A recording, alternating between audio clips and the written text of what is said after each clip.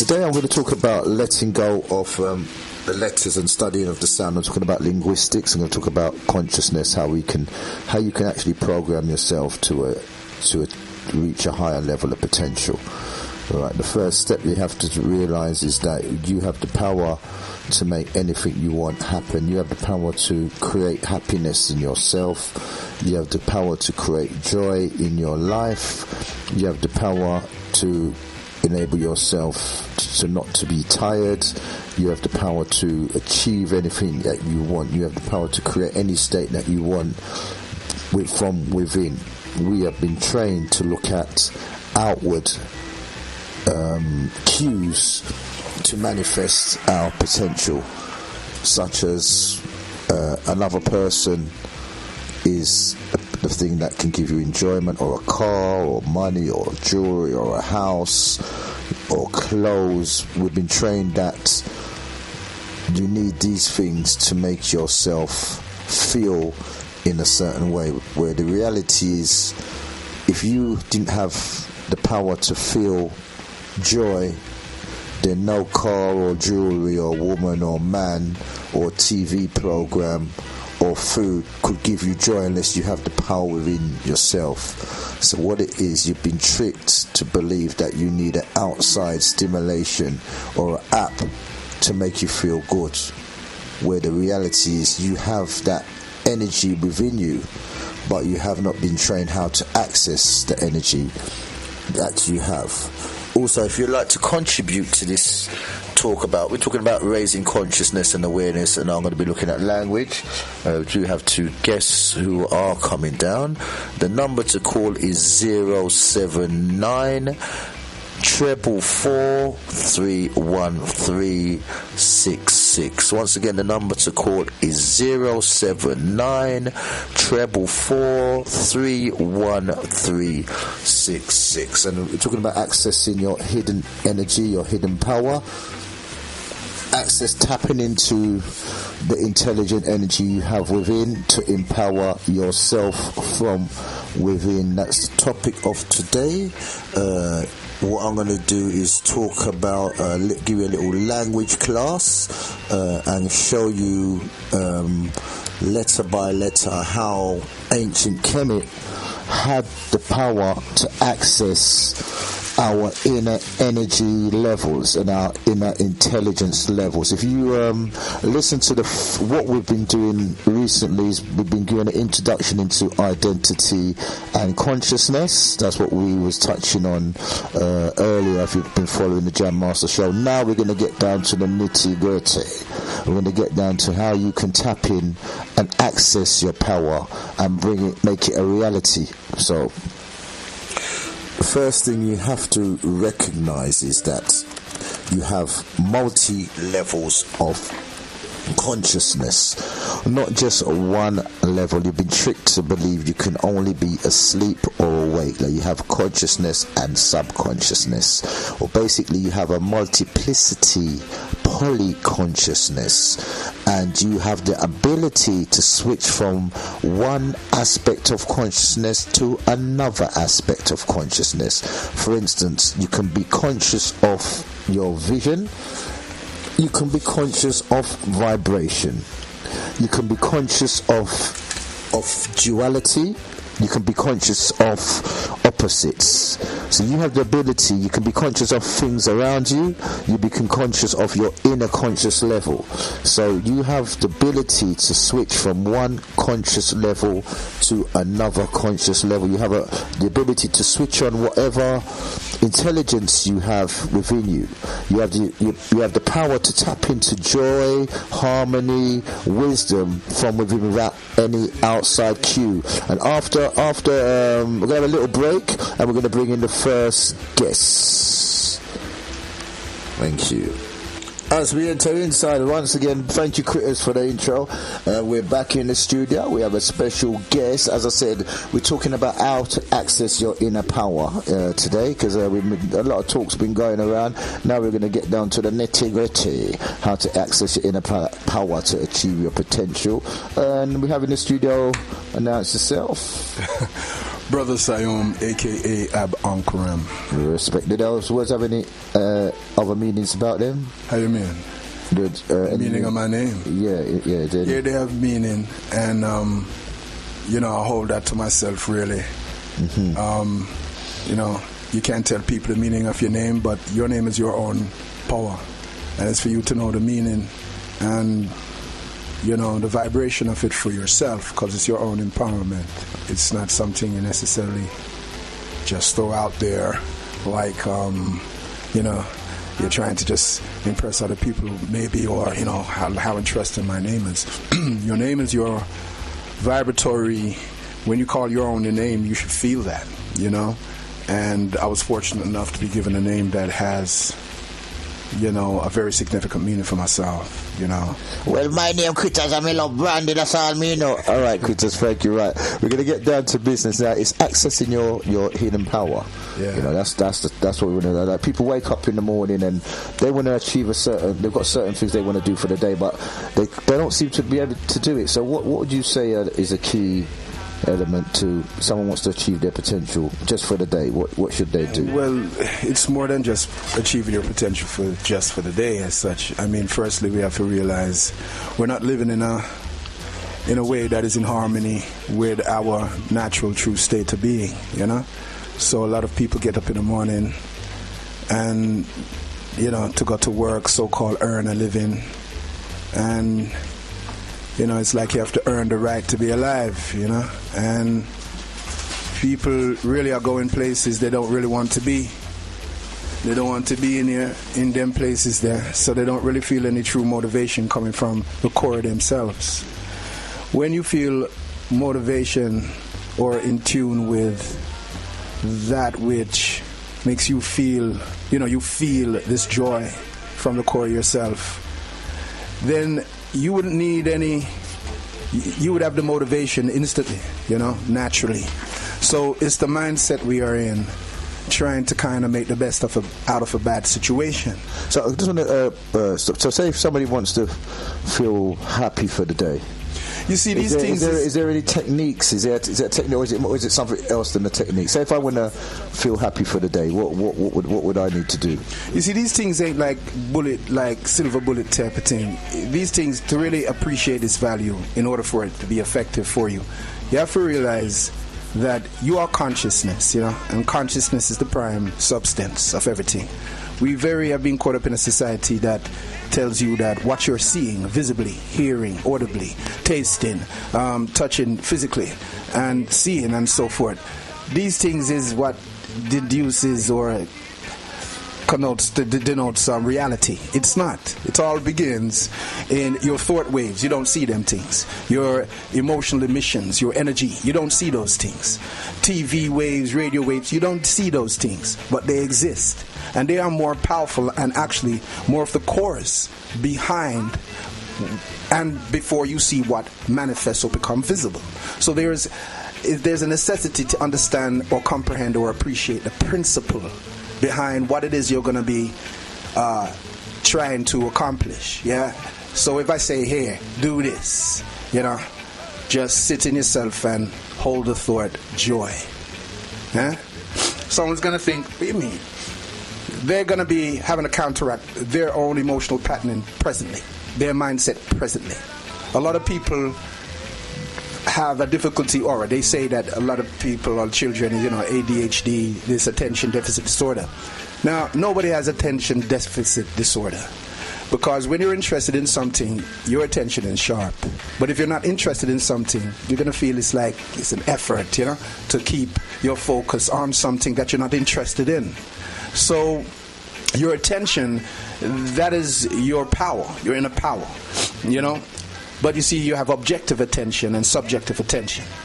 Objective attention is a thing where society, you're controlled by the things outside of you.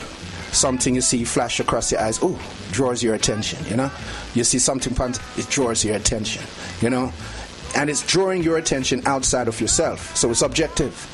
And what you're focusing your attention on, you start to line up your currency. When I'm saying pay attention, That's what you're using to pay. You're using your own currency to pay attention to that which you're focusing your awareness on. Well, what I'm just asking, so say someone wants to bring an emotion to the forefront. Is there a way that they you're saying attention? Is it by giving it attention? It is. A lot of things is about giving attention, but it's what you're giving attention to. Because as I said, your where energy flows, or where your attention goes, energy flows, and that energy is life-giving energy. It's currency. So what's happening is like you're giving a current to what you're giving attention to, and then you're giving life to that. But when it's outside of you, then you make the outer things control you. Because your attention is objective. It's not subjective. Subjective attention is when you decide what you're going to focus your attention on. You don't have things externally distracting you, or the new fad that's going on, or the big hype of something, and you get swept up like you're in some kind of football match, and you just kind of get caught up in the wave of the emotions of everybody else there. So basically, you focus inward to yourself. I don't know. So basically, because as I said, maybe when people want to be happy, as you're saying, they focus on getting the car, the clothes, the person they're going to meet, the food, rather than, as you're saying, bringing. They can activate it that without the outside cue. Yeah, because you see, the thing is, this is, again, it's all to do with conditioning. It's all to do with the ways in society. We've been taught a lot of lies. It's all to do with even what's being revealed now. That's making us even be able to have these type of conversations more openly and so forth. And you got social media, got YouTube, and you got hold of these things talking openly. Many people talking openly about the divine within, what's actually the nature of the divine. We have these inner powers, psychic, spiritual healing, all of these type of things. And 30 years ago, 50 years ago, them things sound kind of crazy to a lot of people, see? And still does. But the thing is, it shows you the time we're in now is that there is this opening and the readiness for this information to pour out. Aquarius, as such. I am when I say I am an Aquarian, it's an aspect of my, how can I say, archetype, But I like to kind of give a depth to the question, you see, answer and reply, because, when people put this thing, we've been conditioned to say, look, you have to get an education, a good education, so you can get a good job that pays you well. And then when it pays you well, you're able to afford the things that will make you happy, whether that's whatever it is, but it's still the things to make you happy. So now, what makes you happy is at the end. All right? So you get people that do these things, they try to pursue these things in order for happiness. But when they obtain the situation, I should say, or the object and so forth, they find it don't make them feel as happy or the way they thought or expected it to make them feel. So after a little while, they're on the pursuit of something else. So the thing is, we've been made to believe, or we've been conditioned to believe, that it's things that make us happy. Yeah. When the reality is that you tune into the happiness within inside of you. You see, a happiness is not based on an object. Happiness is actually a state of being. Happiness is a vibrational frequency which is experienced in the body as a feeling or a sensation. Okay, but we put a lot of judgment on the way we feel, because of thinking. A lot of us think about what we feel rather than observe what we feel. So you're not able to experience the flow of the life force in you without you trying to analyze and rationalize. I just want to stop you there. What do you mean observe how you feel? What do you mean? You see, usually what you have is we'll be people to sit there and they'll think about what they're feeling. They'll be aware of a certain feeling, but then their mind will come into it and they'll start to analyze, criticize, rationalize, all of the conditioning they have, what is a good feeling or what's not a good feeling, hold up a judgment, yeah?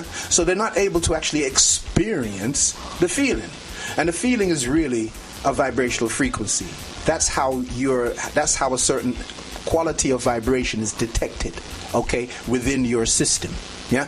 So we then try to alter that energy. We start to, with our thoughts, we start to mold the energy into the way we think, what we belief, the BS, belief systems, yeah? And then you have this, what is called self-fulfilling prophecy, yeah? Because people don't see how they create their own conditions, yeah? Based upon the way they think. Habitual thinking puts them into a certain place of feeling that then amplifies those same feelings that are associated with the nature of those thoughts, yeah, the habitual thinking. So you're in a loop. So certain people can't feel happy because they're not allowing themselves to feel happy without some condition, yeah, some condition to feel happy. But what's happening is that the way they're habitually thinking amplifies the feeling associated to those thoughts and keep you in a loop. So if you're holding on to angry thoughts, depressive thoughts, you see, really, the concept you have of yourself is where everything begins. Yeah? So when you're holding on to these type of ideas, you just stay in a loop. And the way people then get pulled down into their own creations, right? Now, I'm not saying that people are not influenced by others whose thoughts and views of you make you feel a certain way. But you see, that's evidence of how we're all interconnected. And, it's energy. So to be happy, first there has to be this acceptance and acknowledgement, yeah, of the reality of you have to be that state. So if I said something simple, right, to say, close your eyes, tune into your breathing,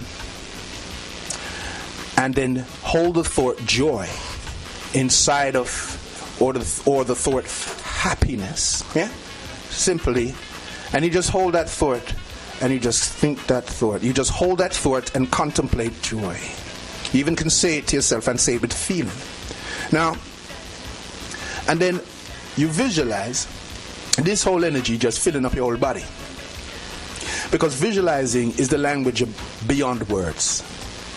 That's what I say, a picture says 1,000 words. So when you visualize, you're actually creating, or you're assuming a certain state. Like how you would assume a certain position or a posture. Well, you assume a state, yeah, a state like you put on a clothes. So to say joy and then hold that within you until you begin to feel the vibrational frequency associated to that word, because thoughts connect to feelings, and feelings present their own thoughts and images. You see, the more intense they are, that is. If you have a weak feeling, it's not really going to have much power. It's not going to really have much juice. You're not going to really feel it. So intense feelings come from more of a deeper feeling. You see, deeper feelings. So to connect with the joy inside ourselves, to be able to experience it independently of things, which becomes the condition to what you will choose to make you happy or not. Yeah? To go beyond that, you have to realize you have to assume the state. So when I says that the difference between thinking about your feelings and observing your feelings is that we've been conditioned to think about what we feel rather than feel it. Observe what we feel and experience, yeah, the feeling directly. Have our own experience. Observing a feeling is different to thinking about a feeling. You see? Yeah, thank you for that. Yeah, man, we can relate to what them man say, because first you have to visualize the brandy buckle, And when you drink that buckle, boy, you get the feeling, so you have to touch upon that one, because them man, they on point, Patrick. You're on point, man. Because first time you see the conversation, because baby but conversation, we don't know about conversation, but when we get the buckle, boy, the feeling by that boy, so we see you on point. Right, thank you, Chris, for that. I'd just like to bring in Supreme. What would you say about the breakdown? Well. Firstly, I thought Siam and then from Chris is what Chris had to say. Say that again. I would say greetings to Bless Radio. Oh, yeah, sorry for letting you not in. Siam, it's the original Supreme, the Spin Doctor, and I like to put a spin on things. But it's a bit too early to put a spin on something, because I absolutely agree with what Siami said, and he just sparked up a lot of things for me, you know. And one of those things that he kind of mentioned, right, brings into the mind of self-love, right? Because why do people get into a state? Because they want to, I think, so many times we want to prove to other people what we're about and what we are, and we want to be accepted. So this is why I say there are a lot of people walking around in the community undiagnosed with mental health problems, right? And some, especially men, will not admit it because they see that it's part of the ego thing. So they're walking around, right, with issues, and they're not dealing with them. And I want to mention, right, sorry, that what it is if your home life is not right, your work life is not right, your relationship's not right, if you're thinking about money, food, all these things, if they're not correct, these are the beginning of the breakdown of a person.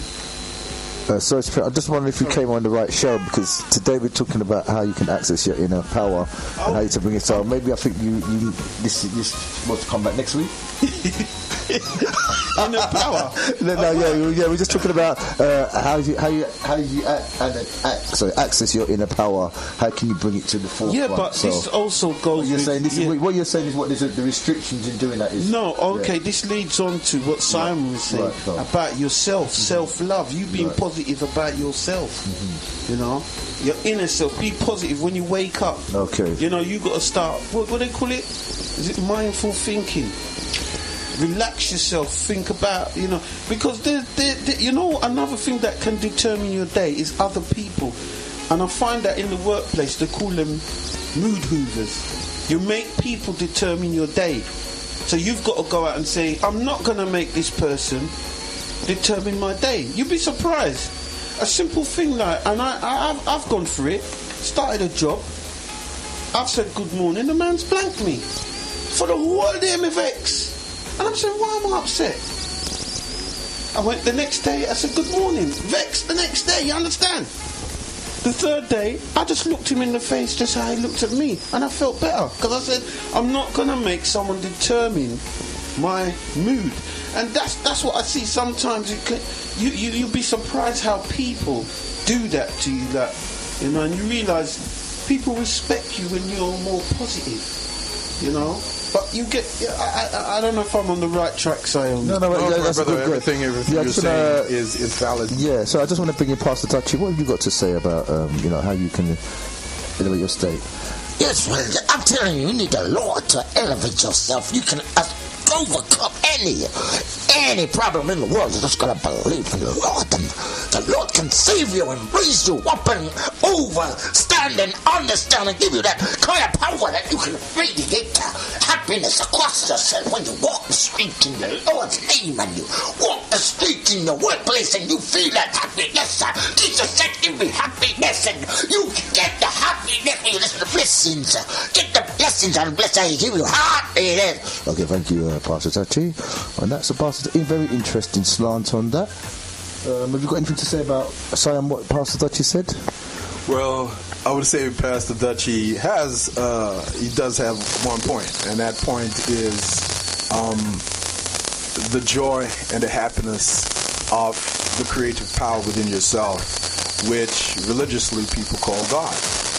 You see, it is important to connect with your source of power, but the source of power is not external to you. It's your source, your soul source. It's within you. It's been alluded to in many scriptures. It's been alluded to in many spiritual systems in various different cultures. Yeah, that of the truth and where the source resides is within you. You know, there's this one of these scriptural.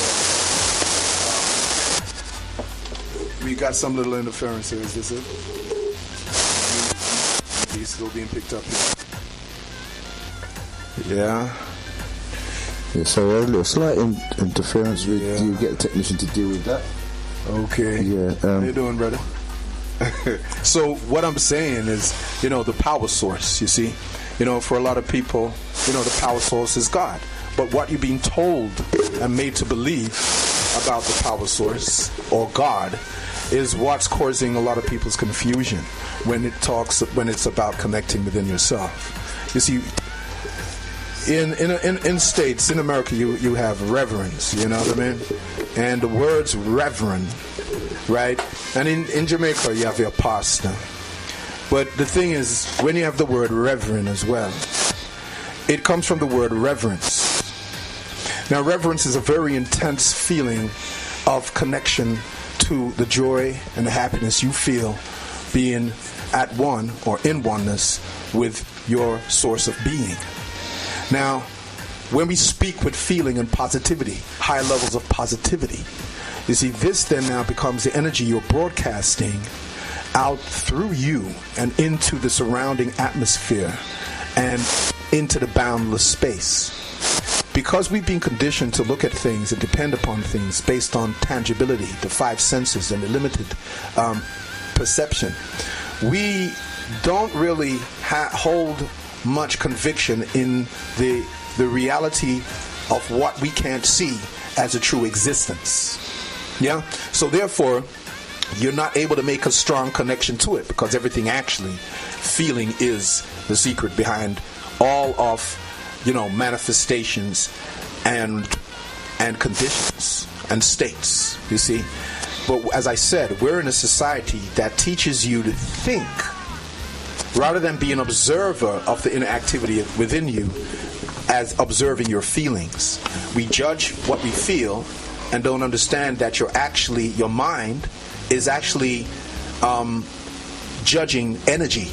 And energy in itself, when we talk about potential, it is that which has not become manifested as a particular something.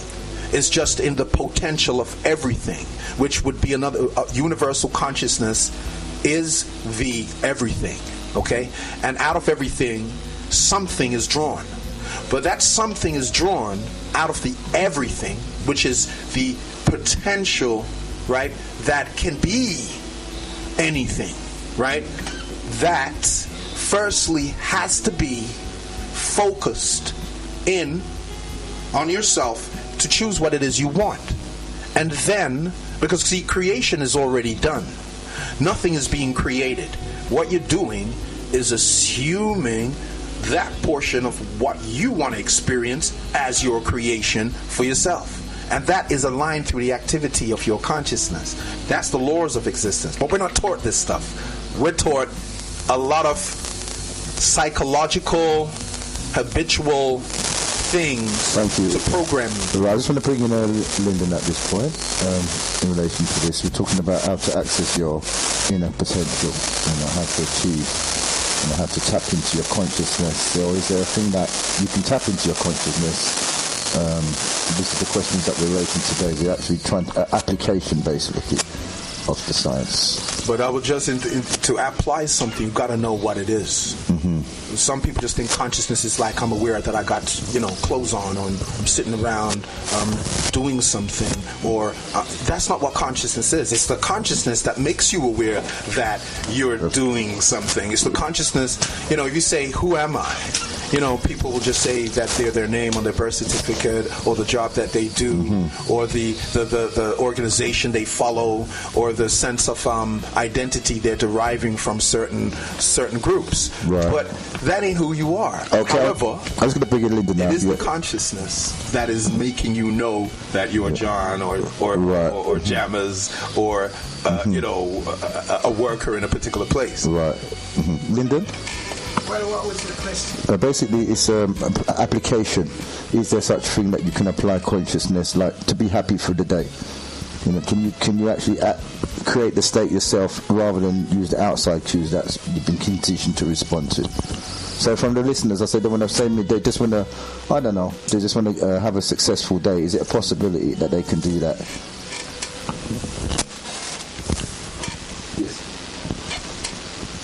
Well,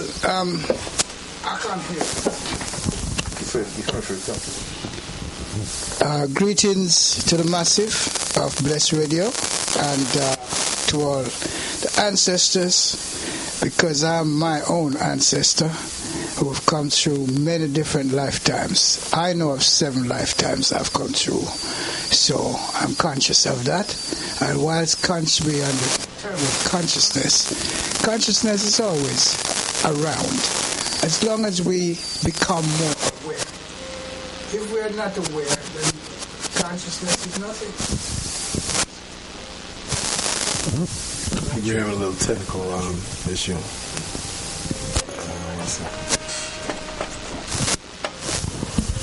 Greetings to the massive, blessed massive out there.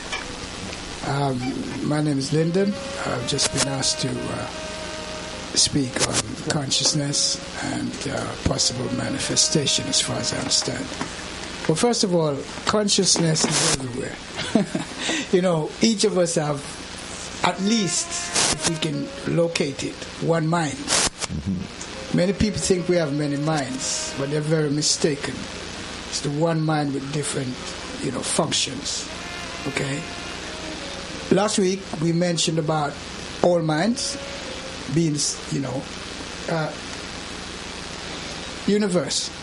Mm-hmm. Do you remember that conversation? Mm-hmm. And somebody called I Am came on and was questioning about spirituality and all that stuff. Mm-hmm. So let's just go from there to here. Consciousness is everywhere. In fact, being aware or awareness is a form of consciousness. But it's only on one level. There is unconsciousness as well, which we have to think about. Mm-hmm. And many people might not understand the full function of the unconsciousness. And they may not even know that there are 2 forms of unconsciousness. So, the relevance towards the potential, of what consciousness really is. Can it help to manifest this and make that real and make that unreal? Is a matter of how much we've developed, really, in those areas of consciousness. So, we don't want to see consciousness as something we can touch or feel or even sense. We want to see consciousness like the ocean. And although it rains and hurricane comes and storm comes and breeze blow, is that raising the level of the sea, of the ocean? So are you saying, like, for the average listener, it's not something that they can just put on like a coat and go out and do? Of course not. If it was that, we would have had it in the physical sense. Mm-hmm. It's not a physical thing. Consciousness is not a physical thing. I think people need to understand that. You cannot harness consciousness, but you can help develop yourself so that you're better aware of the different strands. So, as Simon was saying, you've got to be conscious of being conscious before you can apply any consciousness. Well, of course, and that being conscious is awareness. Being conscious is awareness. Mm-hmm. Okay, if we're not aware, we can never sensually, find consciousness. Is that similar to what you're saying? They're similar too, but I would go deeper with this expansion, because. And then bringing Supreme after, so. Because just a brief. You see, the comprehensive nature of consciousness is awareness, and to be conscious of being conscious, to be conscious or to be aware of being aware, is what begins to make you rise in the level of your personal consciousness to have more directive power over things that are less conscious or aware of itself. Is the difference between an inanimate object and the difference between an inanimate object and all that is living and moving upon the place of the earth, right? Well, that's fine. I'll just keep it there and keep that point. Supreme?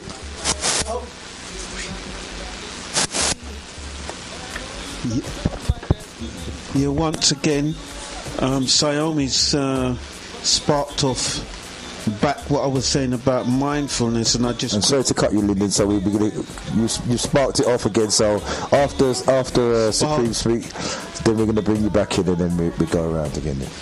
Yeah. Back to you, Supreme. And I'd like to book an appointment with Pastor Dutchy, because I feel a vibe with him. Yeah, okay. Yeah. He's in the kitchen with Chris getting some brandy, but okay. And I just quickly looked up what mindfulness is, just to. Can you remind the listeners what aspect did you talk about when you said mindfulness? Yeah, can you remind me of the question? We were talking about consciousness with the application of how you can be. But it seems like it's not possible that you can wake up in the day and just be happy, and how you can apply that. Well, you can. Sayomi said You can, but conscious means being aware that you're aware that you're conscious. Yes. Right? And I'm trying to elaborate that I might be using a different terminology, which is mindfulness. Right, okay. So I was going to just break down what mindfulness was. That's right. So at the moment, if anybody's listening, they're hearing different aspects. Basically, we're talking about consciousness, its application, and we've come to at this point of the reasoning, we've come to the point that being conscious of being conscious, or being aware of being aware, is a step that you could be taking. And Supreme's brought in mindfulness, so he's just going to break down what mindfulness is. Mindfulness is the psychological process of bringing one's attention to experiences occurring in the present moment, which can be developed through practice of meditation and other training. The term mindfulness is translated as of the Pali term sati. I don't know if you've heard that word, which is a significant element of Buddhist tradition. In Buddhist teachings, mindfulness is utilizing to develop self-knowledge and wisdom that gradually leads to what is described as enlightenment. Excuse me. Or the complete freedom from suffering. The recent popularity of mindfulness is in the West is generally considered to have initiated by John Kabat-Zinn. Now I've just quickly got that little synopsis of it. I didn't read it, so some of it I'm just learning myself. Studies have shown that rumination and worrying contributes to mental illness such as depression and anxiety, and that mindfulness-based intervention are effective reductions of both rumination and worry. I'm going to stop there because it goes on and on, but basically I was on a, how can I say, same train but different track as Sayomi. I don't know if that explained it. So you said, what are the tools that we can use and practical solutions that we could use? And I think mindfulness is one of those. You know. So Lyndon, do you want to come back in on this before you was rudely interrupted by me? Well, you know, I don't know whether I wasted my words or not, but I can remember saying that, you know, I didn't hear the first part of the show, obviously, so I didn't really hear what Sam said. Yeah. But I think Sam literally just confirmed what I said. He just went that step further into his description. I don't see that we differ in any way, because, of course, if one is aware and better aware, that awareness is where it's at to start with, because without awareness there is no consciousness. You cannot find it. It's not something that can be thrust upon you. So I just found a part in my psychology book that I brought with me about the unconscious. Like I said, it's like if you ask a question of yourself about anything that you know, the only way you're really going to know what you know is when you know what you don't know.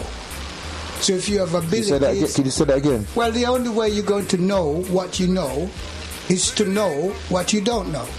Brethren, can you say that again, brethren? Because every time you come on the show, I have an argument with my girl because she said that man them intelligent and you are idiot. So say that one more time, because we got to tell my girl that same thing. All right, so let me just break this down. Last week we talked about polarity. Yes, polarity is a duality. Yes, so The duality is each is the opposite of the other. Yes, that is what duality really is. Two extremes of the same thing. Two extremes of the same thing, but it's at the two different ends. Yeah, two extremes will go on a line where there's latitudinal or whatever way. You will find that it's on one end, and the opposite of it is on the other end. So that's what I'm saying. For you to truly know what you know, or rather what you think you know, would be more appropriate, is to know that which you don't know. Wait till me gone to get some brandy because I can't even hold that one there. See me gone. Right, sorry about that, Ellie. But by knowing what you that, know, you also acknowledge, don't you, that there are some things that you don't know about whatever the subject matter is. So that's basically it. And so I'm coming from the angle with this consciousness thing. You see, Sigmund Freud, in 1856 to 1939, I think he lasted, he talked about the unconscious is the true psychical reality. The unconscious is the true psychical Right, reality. okay. So if you're talking about one being a psychic, how do you know that person's a psychic? Because they tell you things that you didn't know they knew, and they didn't know about you prior. Okay? So if you can look into the unconscious, you will find much more about the conscious. And as I'm saying, if you ask most people, even psychologists at a certain level, how many unconscious mind you've got, they'll tell you it's just one. But when you go up into the upper reaches of psychology, you realize that there are two. There's a precept one, or a preset one, and there's the other one. So people might not know this because he doesn't really say, but he's a renowned football coach, you know. So not only football. Not only football. That's why that's sports. So like, how did you manage to get the youngsters to tap into their ability to perform at a better level? Okay, that's a great question. And then we're going to bring in Sire. That's a great question. I tapped into the unconsciousness. How? Well, as everybody who knows me now know me as the mental farmer. I had to find a way to bring all different nationalities, that's the first thing, all different cultures, cultural beliefs and values, all different behaviors under one umbrella. And I said, right, I am a Brazilian coach. We don't look at any other form of football. If you want to play this kind of game, more like what Manchester City and Liverpool are playing right now, the whole game rather than just a part of the game, when you compare it to, say, English football. I've never coached English football. And so that brought us under one umbrella. Now, once I had got them to see the beauty of the game, because I just allowed them to express their skills and their techniques. Yeah? I now turned to them and said, well, there are 11 of you or 7 of you or 5 of you, how many, whatever the team consists of at the time when we're training. And so you have got to be one complete unit. The best way to do that is to have quality communication with each other. That was it. And then you have to play to the philosophy of the coach. The philosophy of the coach is be as skillful as you want to, spend as much time on the ball as you feel comfortable. But remember, your teammate is waiting for a pass. I want to hold that point because I think that's some excellent points that you said, because a lot of that is generating feelings. I think what you were saying there is more, instead of the mind, it's how to generate a feeling and vibration of each other. That's a great point, but the major point was that they would be motivated to play the style of football, right, without being, restricted, formulated, restricted, told when to pass, when not to pass. I just told them that they had to share the ball within the period of time. So I would have ridiculous times like, okay, in the next 30 seconds, let's see how many passes can be made. Right. Do Do you understand? Yes, And when I see that they're getting the concept of it, but they're still enjoying themselves. That's why I said it's the key in the enjoyment in solving the problem rather than there's a problem. So I also told them this. I asked them one question. Of all their favorites and their heroes in football, wherever they come from, how much time do you think they have on the ball in a 90-minute game? And some came up with some ridiculous things like about half an hour, stuff like that. And when I told them they had a mere 60 seconds, because you only have the ball for seconds. So when I say a minute and a half for the whole game, they were stunned. And then that brought conversation.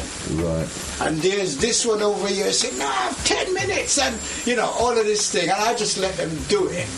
And then I would pick on one. I said, look, I can only coach one of you at a time. Yes? And so, Siam, I'm going to be, keeping my eyes on you. And I have this clock running. And every second he touched it, I started the clock. Every second he passed it, I stopped the clock. And in the end, I called them all in for a break.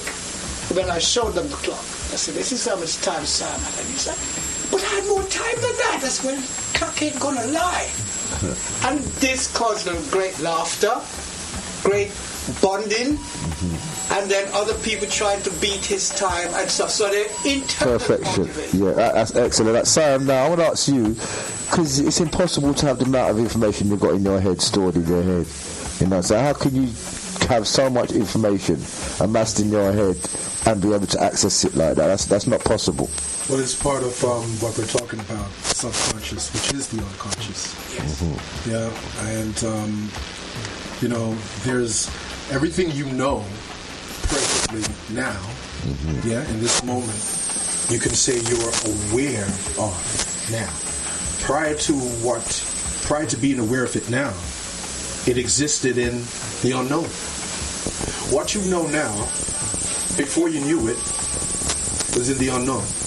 So it already existed, but you wasn't consciously aware of it.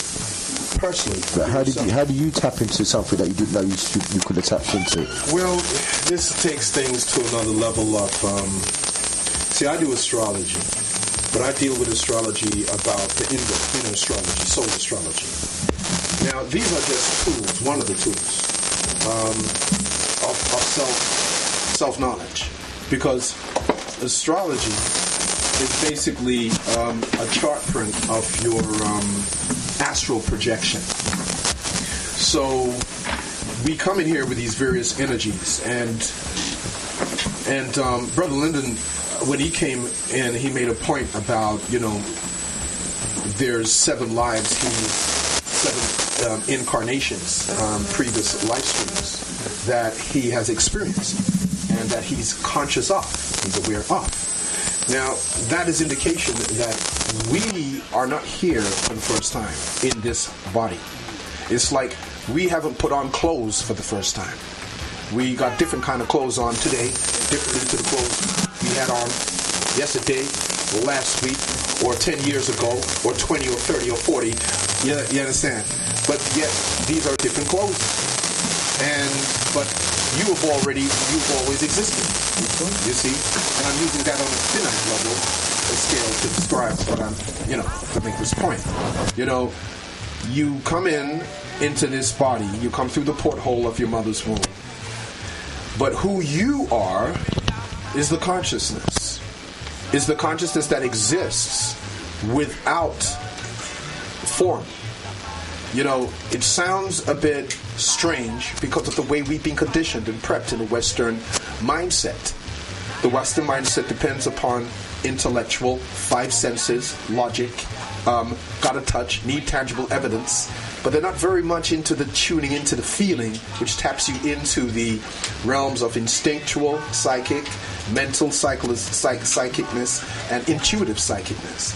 And what is psychic? Psychic comes from the term psyche. Psyche, in a Western term, that represents and related to the soul. Hence, when they say psychology, it's the study of the psyche. But in the Western terminology, we've had a misrepresentation of what the psyche is. Because the psyche is nothing to do with your personality.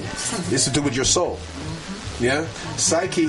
The psychic sense is really the ability to tune in to the wavelengths, the energies, the invisible realm. We have an aura, electromagnetic energy field that surrounds our body, that's generated from the core of us. The heart radiates and generates about 5,000 times more magnetic current than the brain produces, and it puts out over 100 times more electrical impulses, currents, than the brain produces, right? The brain was the second, or when I say second, I will just bring it back to this. The first organ that was grown and developed in all of us as a developing fetus in the womb is a heart, okay? Your heart. And then the brain came after. So the brain is not the master of the body, it's the heart. The brain is the second power. In ancient times, they would talk about the first power and the great power. The heart is the first great power. And the brain is the second power. Now, the brain is like the minister of the body when the heart's the king. Right? This is the reason why you see images of the heart and a lion and a crown on a lion, denoted to courage. And the word courage comes from cordere, which means center. Anything related to the center or the core is also the heart. It's always the heart you're talking about. So when you're saying heart, you're talking about the core. Yeah? So it's the core essential nature of ourselves that we tap into through the heart, which is really this, the thymus gland, the upper energy center within your chest, rather than the physical organ pumping the blood around the body, which plays its role too. But we're talking about consciousness, and the most greatest, powerful organ of perception is your heart. But we deal with a society we live in that keeps telling you about your brain and your head, and think, and analyze, and rationalize, and when you're analyzing something, you're chopping something up. And to know something, which they don't know, but in order to find out something, they have to cut it up and chop it into bits. So what happens, the thing's not alive anymore. It's just bits and pieces and parts that become analyzed, scrutinized, and then you write down using the left brain rationalizing and using your reasoning and intellect. You're staying on this human consciousness to then denote, what this thing is, right? When you can't know what something is by thinking about it. You can only know what it is through feeling it, experiencing it. There's a difference in coming from something. All right, I say thinking. And we'll have a little break now, so okay. But just to end that, there's a difference between thinking about something and feeling from the thing. Right, thank you for that. Right, that's the initial starting point of this talk. We're going to have a short break, and we'll be back after the break. Thank you. And we're back on. I'd just like to say, once again, it's a Bless Radio Jam Master show, and we're discussing consciousness. I started to try to see that if it's something that you can put on a coat and apply it just like that. But I guess knock me back and say it's not as straightforward as that, and you've got to be aware of the unaware and know what you don't know. So we're looking back into this. We're going to go into the deeper aspect of being aware of consciousness and what's been brought to the table is subconsciousness. If you'd like to join the discussion, the number is 079 333 No, I always get this wrong. It's 079 333 Boy. Supreme, can you give them the number? I'm not conscious of the digits in front of me. The studio number you're live. is 07944313666. I'm going to say that again. That's 07944313666. Right, and so what we've got to first, before you can apply any form of consciousness, you have to be aware of being aware, or know what you don't know. We're going to go back towards what Simon was saying just before the break. Can you just remind us what you was touching on, and then we're going to go around the table? Yeah, because you was asking me about how I store so much info, and then went into the subconscious, and so the thing is, you see, the subconscious is beneath, okay? So it's beneath your waking state of consciousness. So there's ways of accessing the consciousness that is beneath the surface of what many people are only aware of. They're usually just aware of the surface consciousness, but your subconscious is what is controlling 90% of your body's functions without you consciously being aware. So when you're dealing with consciousness, you have to understand that you're dealing with intelligence as well. The nature of consciousness, the comprehensive nature, is awareness, and it's intelligent. Consciousness is actually the life energy, and the which is aware and intelligent and knows exactly what to do. You could project a sound frequency through a plate. They call it somatics, science of somatics, and based on the sound frequency. Basically, that frequency itself, even with water, will create a geometric shape, a geometric pattern. Now, this is being done not by a man putting certain mathematical configurations into a computer that then creates or produces a certain diagram or geometrical pattern on the screen. We're talking about a frequency, that is intelligent, constructing the most intricate designs of geometry. Symmetrical and everything, right? When you look at these things that is there for anyone to kind of check it out. Now we got YouTube, we can just go check it out. But what I'm basically saying is that it's the frequency doing that, creating all of these patterns, okay? Whether it's the Star of David, the flower of life, or whatever. Now this is done without any hands, So that means that the intelligence, the frequency, the sound is intelligent.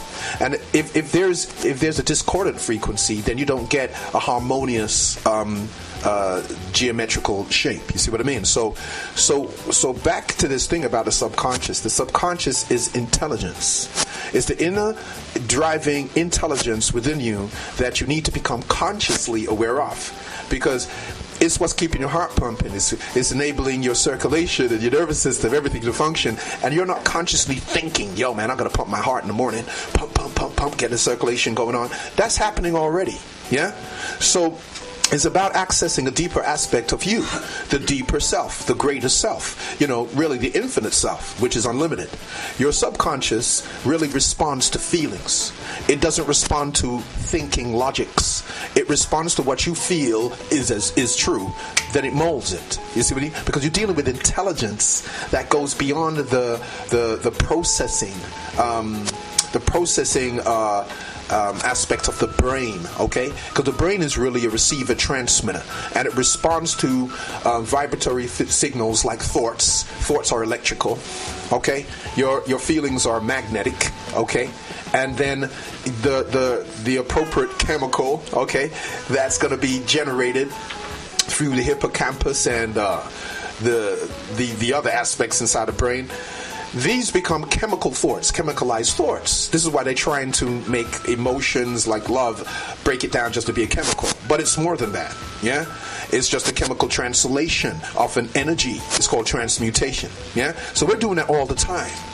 And we don't realize we're doing that all the time, you see? Now, your subconscious is connected to the universal consciousness. That's the way you create. But it's not even that you're creating. Consciousness is what creates. Consciousness is the light. It's the prime substance that conceives. When you conceive within your awareness that you are this or that, and you feel that to be true, then the consciousness, what you've conceived in consciousness, then now becomes the conceptualization. It's made visible. Because consciousness, everything is consciousness, but what we are looking at is consciousness made visible. That's why we have these bodies. If we didn't have these bodies, we wouldn't be visible to one another on this plane, because consciousness, doesn't need a body. But consciousness is what creates all forms, as vehicles for its own self-expression, or you could say life, to express and experience itself through.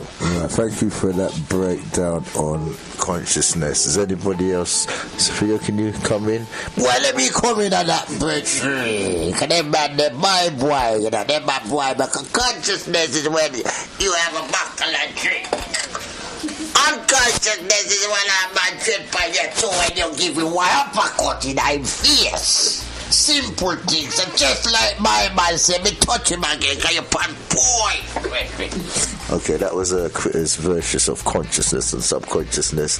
I just like to, in relation to language, the hieroglyphs gives you a version of how you can tap into your hidden power, because basically it signifies the vulture, and the vulture takes the food before it becomes oxidized and turns it into nutrition. So we have the power to cry or laugh. We have the power to change our states, but as Simon was saying, it's not words or a book. Nature works with the unseen. There's an unseen energy that keeps everything in place, like judging the light, judging the gravity, judging the breathing, keeping your heart in circulation. But you have the ability to tap in this power. It relates to your habit creation, because habits created without you having the power to do it. It just happens. For instance, how you drove a car. You wasn't able to drive a car. You don't know the hidden science behind your body to coordinate all the controls in the vehicle while you're even on your phone or not even paying attention. There's a hidden superior, a higher power of intelligence that's keeping you in coordination. And the way that you can activate your hidden power is when you recognize something. Look at the recognition is recognition. So every time you do something, your hidden intelligence makes it happen again. And the danger is, it's like you eat a donut, and then your hidden intelligence thinks that you want a donut again, so you're walking past the same shop again the next day, and all of a sudden your hidden intelligence is going to tell you to take that donut. So that's the problem with this higher intelligence, is that it's there and it will just do whatever you want it to do. So the thing is, you have to become conscious of the unconsciousness, or aware of the unaware, to make it come into existence. So we've got another gentleman who's come into the studio, and Theo is here. Theo, he's walked into a. I think he says he needs another 10 minutes to.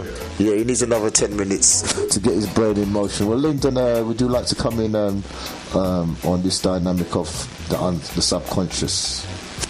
We've had a. Well, it isn't really subconscious I'm wanting to quote here. I want to quote the unconscious. The unconscious. It's very powerful, and I'd like to read from my book that I've just brought. Right. Is that okay? Mm-hmm. It says, and this is about Sigmund Freud, who was a psychoanalyst. To become a psychoanalyst, you have to first of all be interested in proving everything that you know as wrong, and then wanted to find out more. Okay? So like any analyst, if you're a business analyst, you look into the basic background and find the flaws and what have you. Yeah? So you mean that if a man tread on me toe and him say never do it, me prove him wrong by punching with an uppercut, me know he has to break it. Go on. So let me just read you something. It says, the unconscious is one of the most intriguing concepts in psychology. It seems to contain all of our experiences of reality, although it appears to be beyond our awareness or control. Now that's fascinating, considering we're talking about consciousness, being aware of consciousness. What about what we're not aware of? This is what Sam was saying about what's in the unconscious. The unconscious is there. It's like driving down the motorway, yeah? Any motorway. And you're driving along and you're taking notice of all the signs in front of you, but at the same time you're picking up stuff from the field or the farms left and right of you. You may have seen a few cows on one side, a few horses on the other side, a few hay bales on the other side. You understand? But you don't even take any notice of that while you're driving. But at some point when you come to rest, you suddenly think, oh, I did see some horses. Where did I see some horses? I just don't understand what happened to me. I went out of focus for a minute. I lost focus. That car in front of me swerved and I almost bumped into it. Yeah, but you only see that long after you've already reacted to that situation. So that's what they mean here when they're talking about the unconsciousness. It says that just skip a little bit of it because you don't need to know that. But they say those who had begun to examine the unconscious feared that it might be filled with psychic activity that was too powerful, too frightening, or too incomprehensible for our conscious mind to be able to incorporate. Did you guys get that? Okay. Now, that's one point.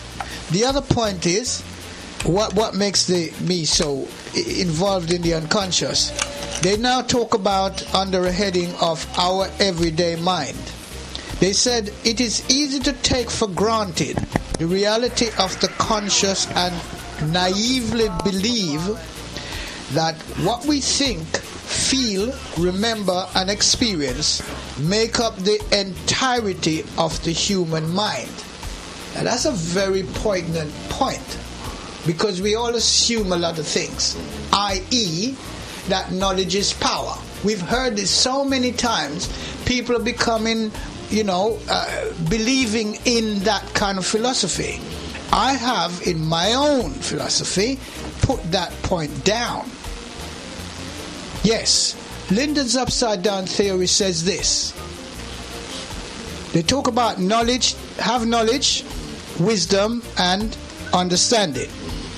Now I say to you, no matter how much knowledge you gather, if you don't understand it, what does it mean to you? Absolutely nothing. So I've changed the priority order. I said have understanding of whatever information you get in front of you. When you've got all of that understanding, what happens next? Hold on, a bit of technical error, just 1 second.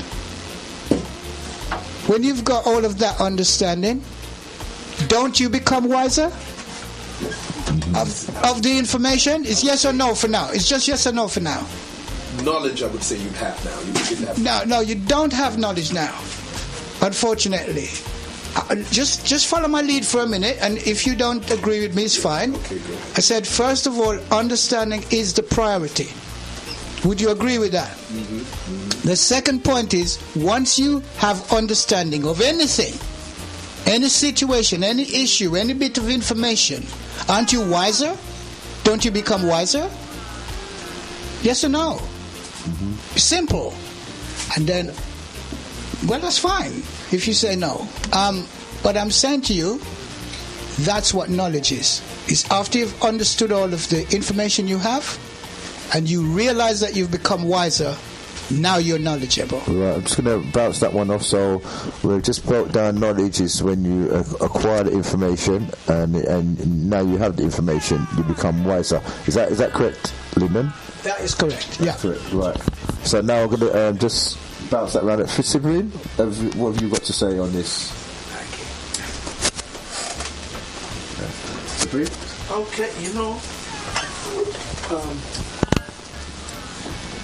apologies, I'm really taking in the information. Right, okay, cool. And one of the things when I say that, and we just got my man in the house who's just coming to the studio. Announce yourself, you can't just come in and come out like that again.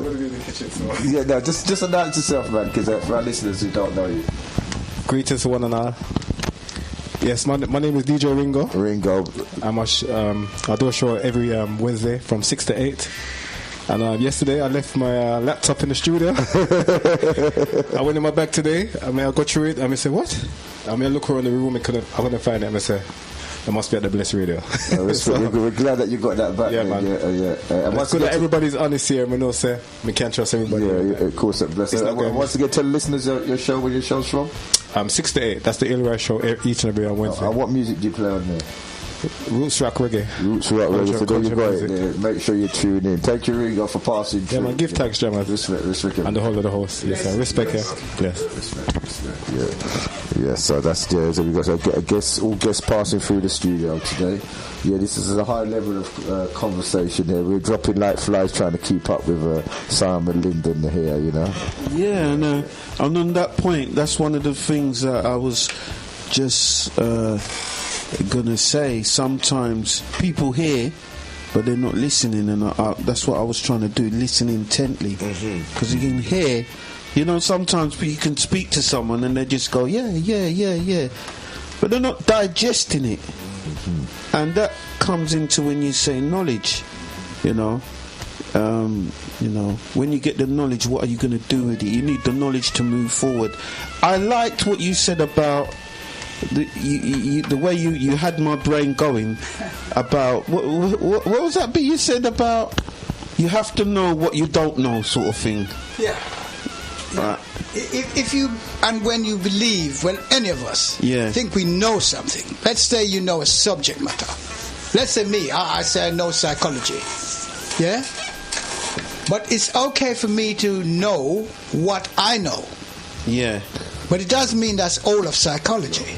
Do you understand? So what I don't know can be relevant, yeah, to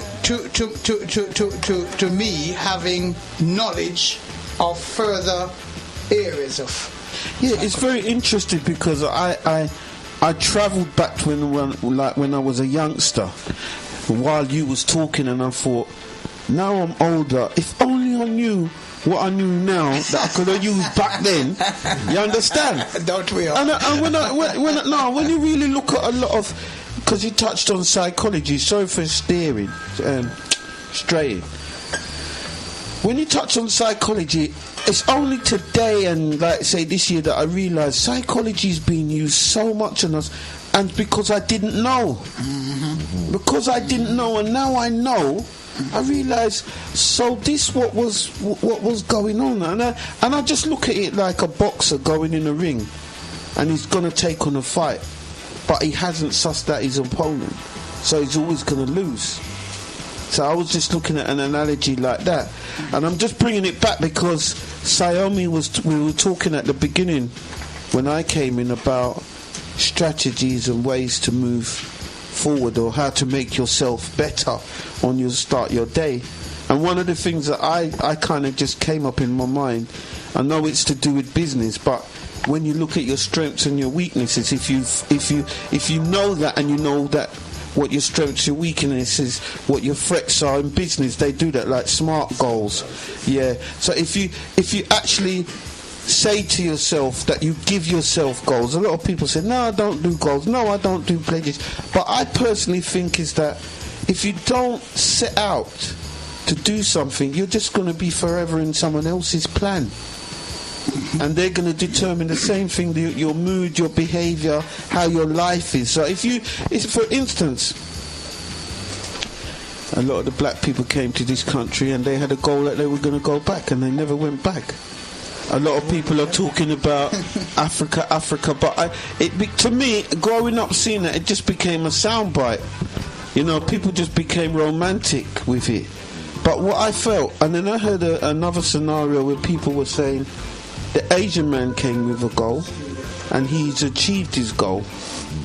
We have come and we haven't achieved our goal. There's a bit of I'm straying a bit. We've got this kind of moaning culture going on and a blame culture, and I think that's what's wrong. We haven't stuck to, or is it because we didn't have a plan?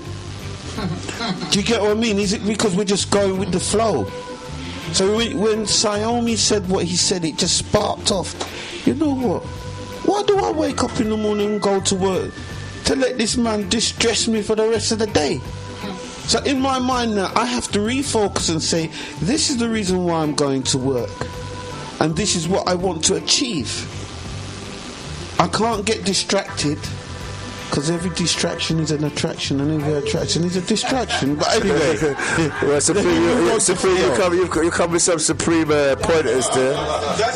You know, I just want to take up what Supreme said, the key element, what he's saying about the opponent part, because sometimes if you're not conscious that you've got an opponent, then you're going to go in blind, and a lot of the tactic that opponent uses to keep that unawareness going in the battlefield, that you're not where you're in the battlefield, is belief, because belief works with something that you don't realise is not true.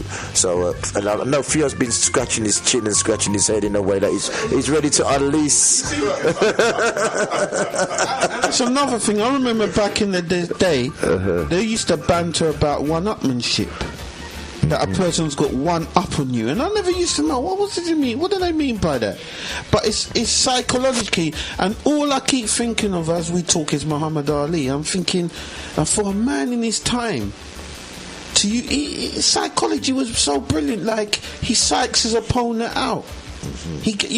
I don't know how to break it down, but it's only now when I realise, and I meet up with people like yourself, Jammers, and Xiaomi and Lyndon and Theo, I realise I wish I knew this information when I was young. I wouldn't have jumped in the deep end in the swimming pool and almost drowned.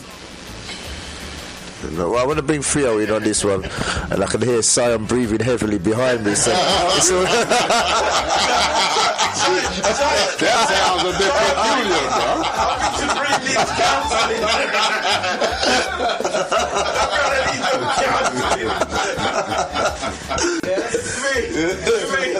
I felt like saying something better than I.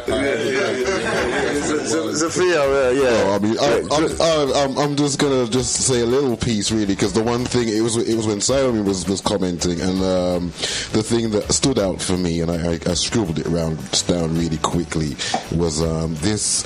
I think it relates to what what Supreme and Lyndon have been alluding to, or more or less pronouncing, really, I should say, and that was the very important issue of that, when Saya mentioned responding to what you feel is true. Now, that, I think, is a very crucial part of the whole issue you've been raising all along during your comments, Supreme, about that, because, of course, in many ways, we've left our access to our subconscious unguarded. And then that has led to an implantation of certain ideas. You like what I just said? Implantation? I thought you'd have jumped on that one. Actually, honestly, do you just go into this, before, I don't want to cut you in mid-flow. No, go on. Your subconscious unguarded. Yes. How do you guard it then? How do you guard? Yes. Well, this is something I was actually going to raise a question about, because obviously, one of the questions I had was mainly directed at Sam for all the comments he was making and everything that I found really interesting. And that is, have I got this right when you said it's like you tell your subconscious what to do? But I think what's happened is there's been an inversion of that, in which the subconscious tells people what to do when the opposite should actually be the case. The whole point of mastering all of that is to take that process back. Would that be fair to say? Yes, but there is a loop, there is a twist, because they've messed up. It's like a corruption of the feedback loop. Okay. Yeah. So what you're saying there, you hit a point, right? If you hit how the program gets started, how the conditioning is done. Yeah. Because from 0 to 7, we are sponges. We're absorbing a lot through the subconscious. That's how we're learning stuff. Yeah. A lot of beliefs we end up holding is not because somebody sat there in front of us all the time and said this or that. You just absorb that belief, because you're dealing with energy information, that which is unseen, the mental atmosphere you're in.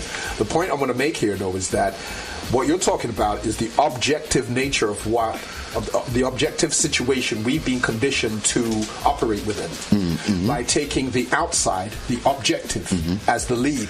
Right. Okay? So that's how the objective becomes what gets impressed on the subconscious, and then people then begin to act out what they're seeing externally, so they can get directed by the television, the TV. Yes. Because you can say this: history and all of these things are like scripts. And when we end up absorbing these scripts from someone else's perspective, who's writing it it's like they're giving you a script for you to act out.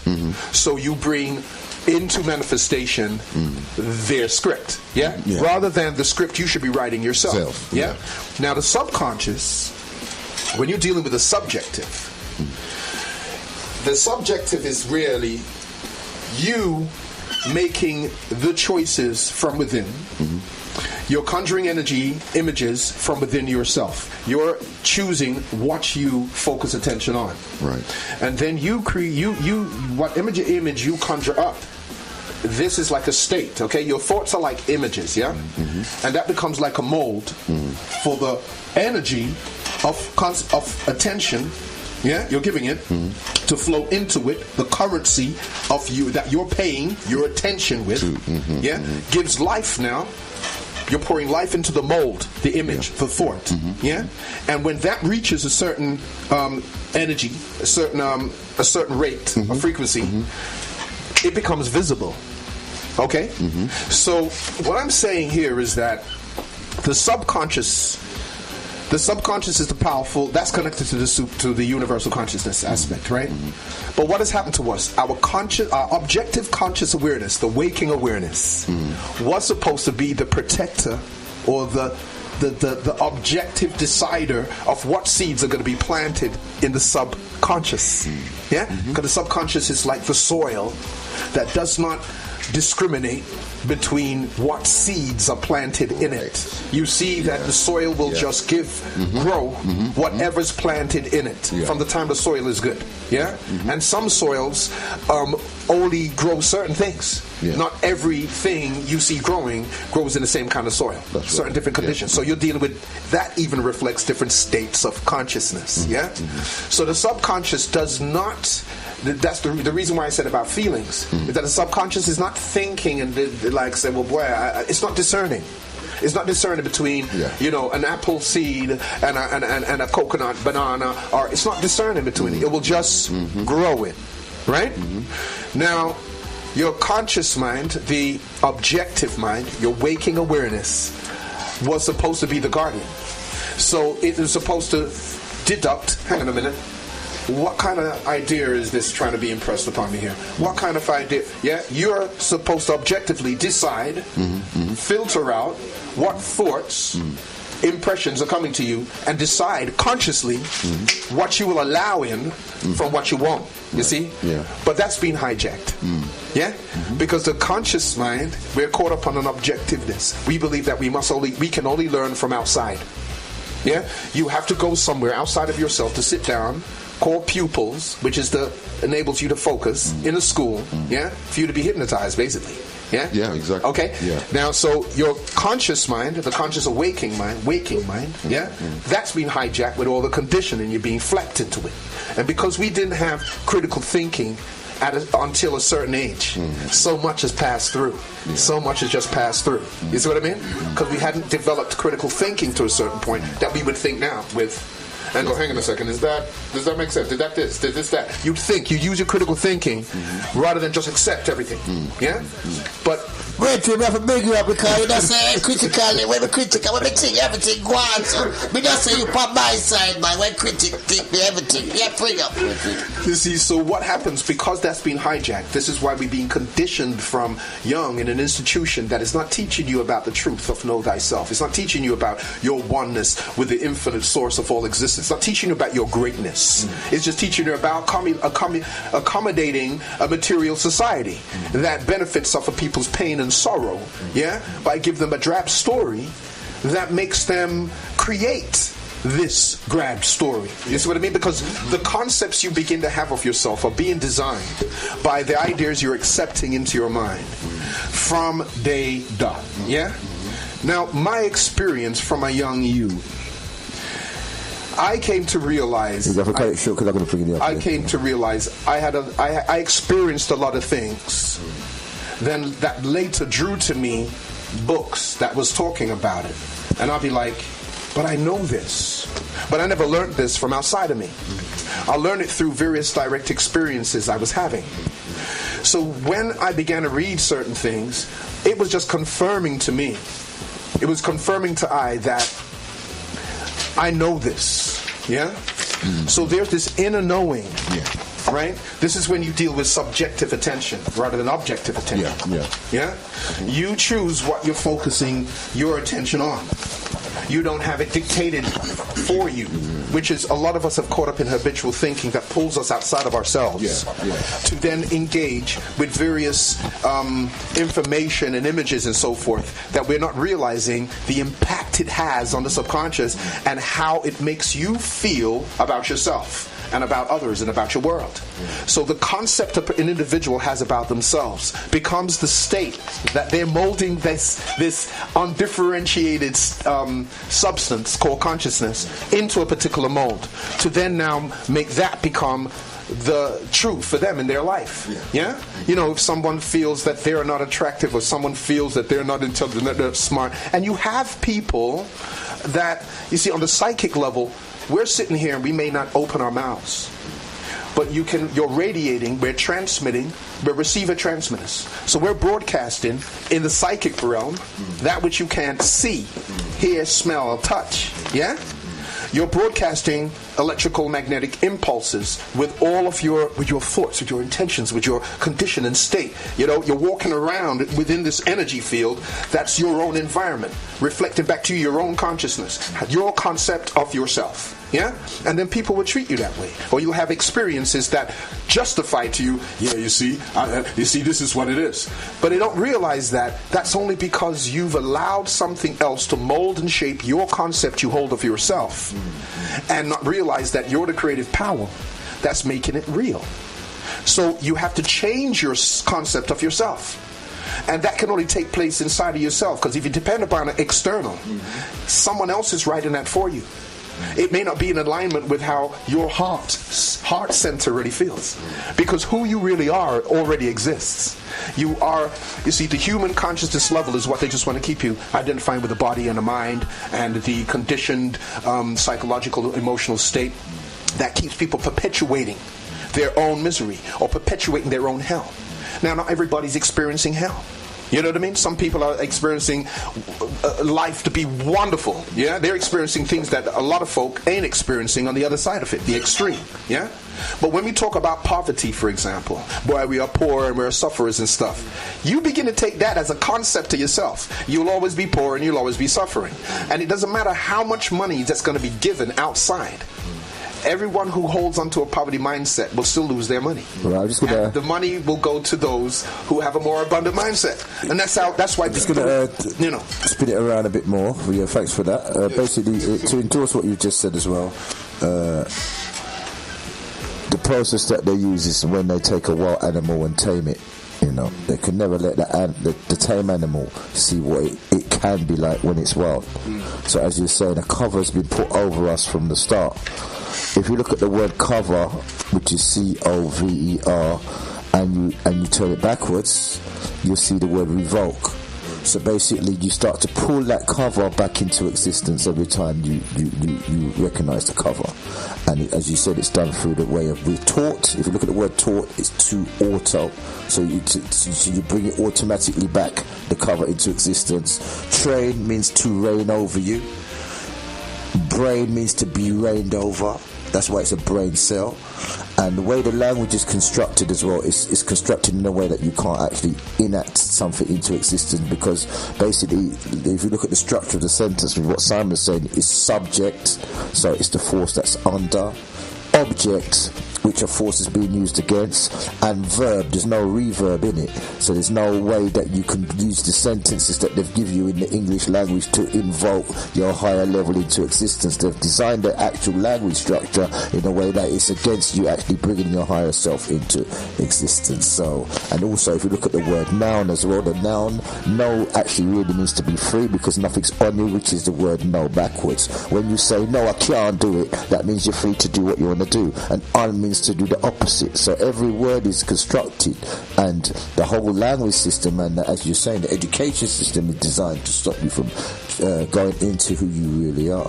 So you realize your greater potential, as you've been speaking about from the beginning. Brilliant. And then so I just want to throw that. First of all, let me say congratulations to Siam, because that was a very clear-cut way of putting it in its simplest form. But every aspect that he spoke about, the subconscious mind not being discerning and cannot segregate or whatever, that is so 100%. Yeah? I'd just like to say that developing a theory of my own to explain to my clients, the same thing that Sam has done. If I told them like this, most of them probably wouldn't understand it. Well, understand it. So I draw diagrams. My diagram is like this. There's a circle, 3 circles. One above, which represents the brain.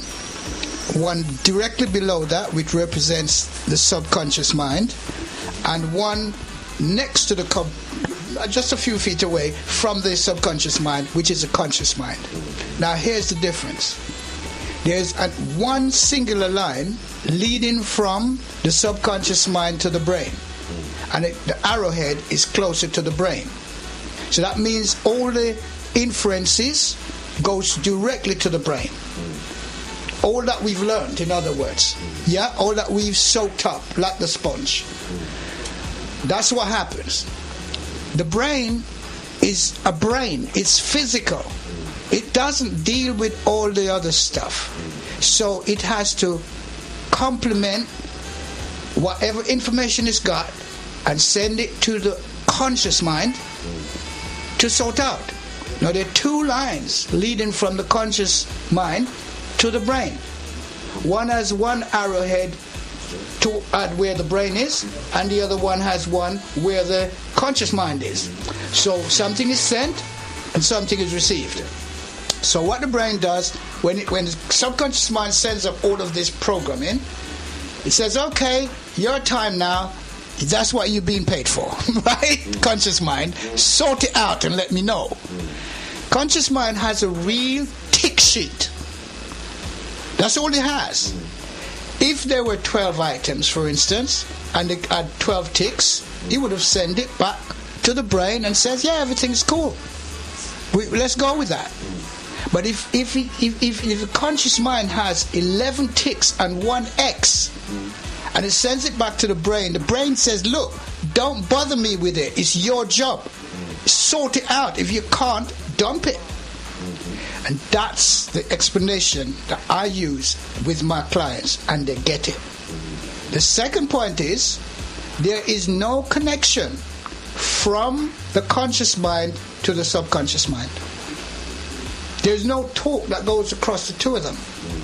But the conscious mind, being the security guard, becomes a security guard for the subconscious mind. And that's what gets trapped in there. So as a hypnotist, I bypass the conscious mind and go directly to the subconscious mind. That's how I get in there and help the client to dump what they want to dump. So that's what I've got to say about that bit. Can I just add something? We're talking about conscious and unconscious mind. This is what is called our everyday mind. It says, it is easy to take for granted the reality of the conscious and naively believe that what we think, feel, remember, and experience make up the entirety of the human mind. Did you hear that? Can you say that again? Yes, I'll read it again.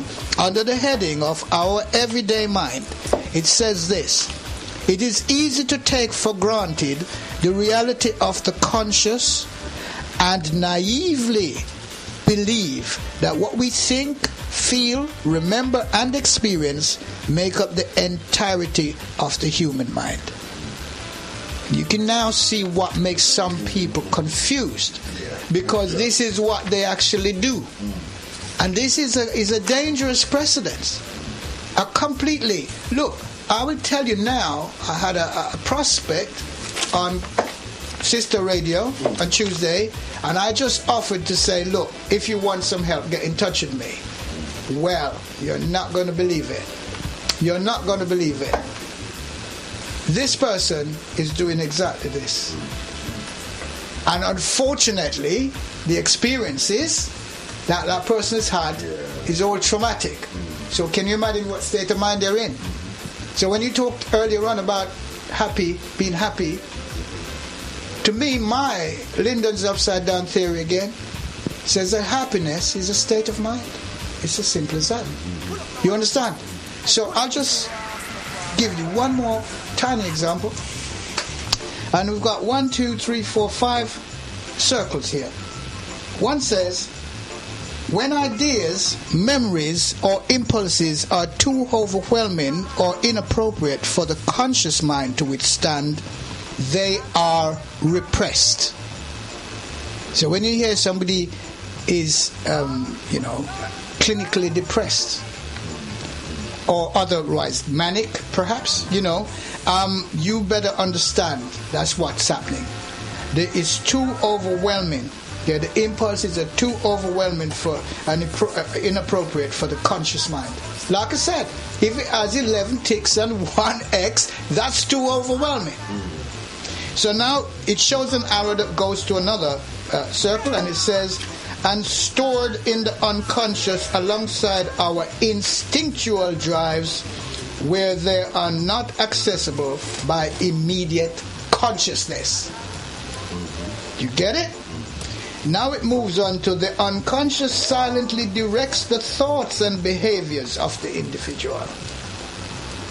And then it moves on to the difference between our unconscious and conscious thoughts create psychic tension.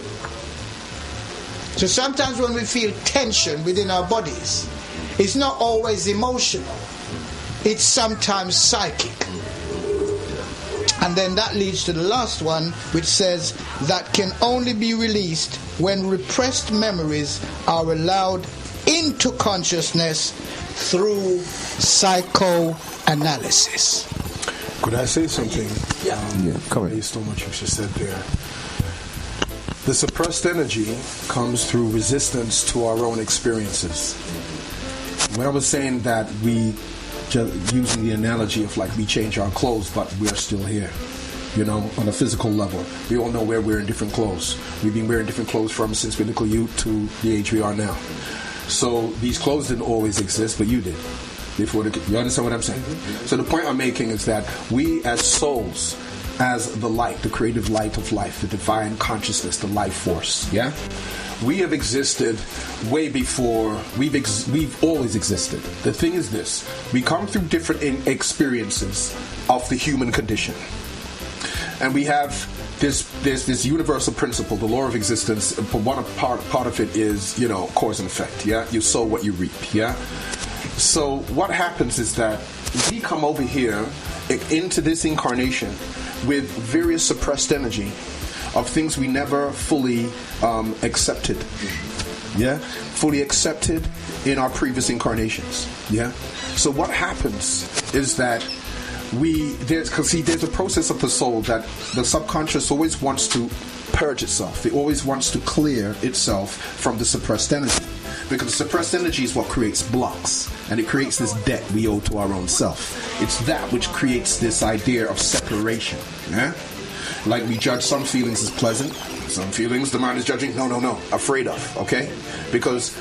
But as Linda was saying, what they did put in that information he was reading out there is that the way to clear the subconscious, because your subconscious is dealing with your psychic toxicity is coming from blocks, from repressed or suppressed, that becomes repressed energy. So that becomes psychic toxins, or people experience that they can't move forward in their life. They think that something is always kind of holding them back, or there's some block out there preventing them from getting what they want. But what's happening is the manifestation of the shadow side of their own consciousness, the parts of themselves they have not been accepted. So what happens? The way to clear it is for you to, and what did it say? You have to experience it. You've got to bring the feeling up to into your awareness. And not be thinking now, oh gosh, can I change this to something else? Can I this? And all this broadcast and analyzing it. You have to just bring it up to conscious awareness and allow it, observe it. This is why I was saying earlier, there's a difference between observing your feelings and thinking about them. Because people usually think about their feelings with a whole heap of judgmental, criticizing, critical, and because of their conditioning about who they believe they are and all of this type of stuff. But when you just observe a feeling, when you just observe it, you come to the point where this energy begins to change. This is when you realize you're not dealing with the feeling that you've labeled as whatever. You're dealing with an energy that's been trapped within you and needs to be expressed. And we experience life through feelings. We don't experience life through thinking. Yeah? We experience through feeling. So there's feelings that we resist. And therefore, parts of our own experiences we're not owning. So to allow the subconscious to clear itself, you project. Someone says, you're the cause for why I'm feeling angry. You're the cause for why I'm feeling sad, depressed. You're the cause of my condition. Yeah? Right? Yeah. That's the projection. And then you would try to attack the projection and hold the projection as responsible and the source for your reason for not being happy or your reason for whatever the condition you're in. Yeah? But the thing is what it is, you have to own your projection. Because we all know that as a film reel, the projection isn't on the screen. The source of it is not the screen. It's in the projector. Yeah? The projector is the source of what's being projected. Yeah? So when you own your own projection, it's like you observe the feeling and hold it in your awareness without rejecting yourself, blaming someone else, blaming yourself for feeling the way. You enter into self-acceptance. Supreme was mentioning earlier about self-love. Self-love, another way of saying self-love is self-acceptance. A lot of people don't accept themselves. Yeah? They feel they have to be something other than connecting with who they are that is not dependent upon the conditions set as parameters, yeah, for you to be credible. We're always looking for verification from someone else outside of ourselves. We're always looking for someone to be, to validate us. You may say it starts from peers, growing up, peer pressure, they say. But when this is again how the subconscious gets impressed upon. Because you're getting some idea about how you should feel about yourself, how you should perceive yourself all the time, right? And this is how you get programmed. Because you're looking for self-acceptance, but you're really looking for it for someone else to accept you more than you accepting yourself. All right, we're going to have to cut a break there, Sam, because I feel this is turning into like a counselling session. I don't know what your rates are here. Well, these are the practical, but these are part of the practical aspects that you were asking at the beginning. Yeah, no, that's perfect. That needs to be comprehended for one to be able to appreciate now the key going to be given to them to assist them to transform their state. Yeah, right. Right. If they don't comprehend what's causing their problem, yeah, I can see the point. They're going to do the same problem. And you touched on after this, we're going to go back to see what Lynn's thoughts are, but you touched on the key here because basically we've given like a two-dimensional way of thinking through how the words have been put together, which is subject and object, and you've enlightened this project. Yes. Which is how you project yourself forward, right? And then you don't have to be under something, the subject of something or the object of something, but you can project. Yeah, but you do need to deal with your subject. You need to deal with both of them. Because really, every experience is subjective. Mm-hmm. But I'm saying the project is the guiding line between the two. The force that you're coming against you, and the force that you're under. You've got an inner force that you can project into the equation. But with Lyndon, I'm big on this. A couple of things I'd like to say.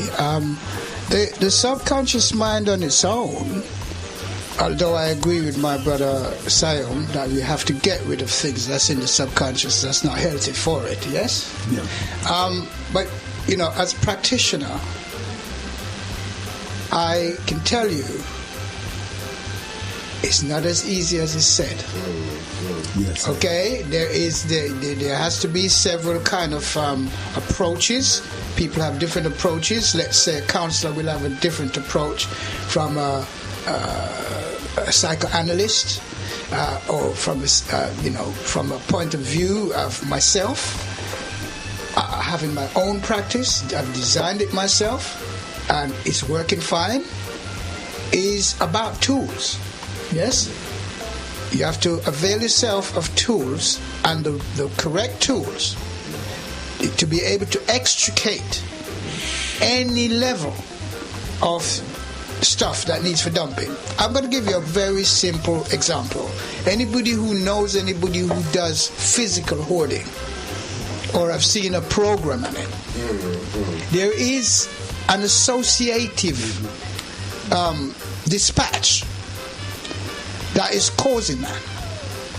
So somebody might say, well, you must be crazy to be doing this. Let me help you. The worst thing one can do with somebody like that is take their stuff and dump it without their permission. And that's because the subconscious is saying, no, I have an affiliation with that feeling. And until I give permission for you to enter into my space, physical space that is, but while they're saying that, they don't realize it's a mental space. That's what makes you have people who specialize in those areas. So where is their consciousness when they were storing the goods? They were storing the goods under and thinking they were benefiting from conscious mind, because everything that seemed logical is what they did. There was no reference to any other mind. The superconscious mind, the unconscious mind, the precept of the unconscious mind, nothing. It was only based on one premise, as we found out. To be able to be effective to help individuals, you have to find out what is the best way to go about it. So I'm agreeing with my brother, but I'm also adding to remember that we all need tools. If we're a plumber and we ain't got a wrench, you understand? We can't use a hammer. You understand? We can't use a hammer. And remembering what I said earlier on, the conscious mind is the gatekeeper for the subconscious mind. And it doesn't really budge. You can't bully it out the way. You have to encourage it, or rather distract it. You remember what I said? Distraction is attraction, and attraction is distraction in the duality process. So that's what I wanted to make absolutely clear from my end as a practitioner. Sometimes I find it very difficult to invite people, as Brother Siam said. You have to be responsible for your own behaviors. That's what I hear him saying so convincingly. And then you also, another point that you made, Sam, which I agree with virtually everything you've said. All I'm doing is breaking down from my stance as a practitioner. The other side of things is what you said, regression, yeah? We go back to regression. Now, regression is a very big tool for me. Right? Because until we can get somebody to acknowledge, as you quite rightly said, that yes, I'm in the dump. Yes? You've got to be made aware of it. But it doesn't work for everyone. It could drive somebody absolutely crazy if they don't want to go back there because of fear. Yeah. And that's all right? And that's the biggie. That's the biggie. Everyone's illness is caused from one solution only. Dr. Sebi said it was mucus. What he was actually saying is true. My version of it is acidity. Okay? Which forms that kind of mucus in the body. The mental side of thing, again, there's only one illness. And that illness is fear. So what the programmers do and indoctrinate us to do is to live in fear all the time. And so we fear success as well as we fear failure. And this is very commonplace. Do you understand? And so as a practitioner, you have to be a detective to find out these things. So people like myself have taken all of what Sam said under my hat, and I've designed my way through my coaching. Some are questionnaires, some are just in, there's a wonderful man called Erickson, which you must have heard of, and he can speak to you, just have a conversation with you, get through to your unconscious mind, your subconscious mind, your superconscious mind, whatever mind, just in conversation. Fortunately, I'm learning that. Could I just make one more point? So we're gonna have to stop. We're gonna have to stop you both of you practitioners there, because the rest of us in the studio are regressing, and certain tears are forming in certain man's eyes. Man's rushing for pen and remembering their child. But could I just make one final point, please? One final point. Please. Yeah. One point. Yeah. The final point is the point that Sam made. So. I would say aggressively, and quite rightly so. Too aggressive, brethren. Only one aggressive person, and they are style. Listen, brethren, call it down that aggression. Listen, assertiveness and fervent. Better use some brandy for calming down later. So let me say this. In my practice, I make it even simpler than Brother Simon said. For us in here, we overstand that, yes? But for myself and my clients, I have to bear in mind that they don't have the scientific background that I've got. And so I just say to them, imagine there's a line, whether it stands upright or horizontal. It has two ends, however small or however long. At one end, there's the word denial. At the other end, there's the word acceptance. And that's the duality. Now, if you are in denial, then I'm asking you to move from there and walk towards acceptance.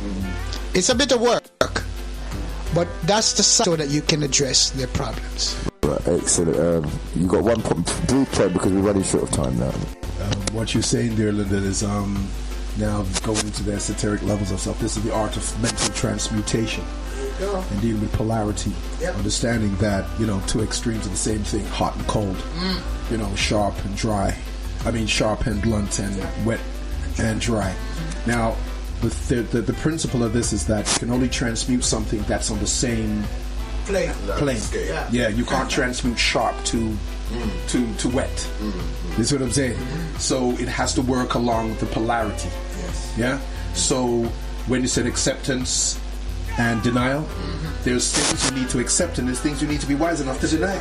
That's right. Yeah? Like someone tells you a lie about yourself, you need to deny that. And you need to accept the truth. So there's a balance with it. You don't turn around and say acceptance is good and denying is bad. You know what I mean? This is where we get caught up in the good and the evil.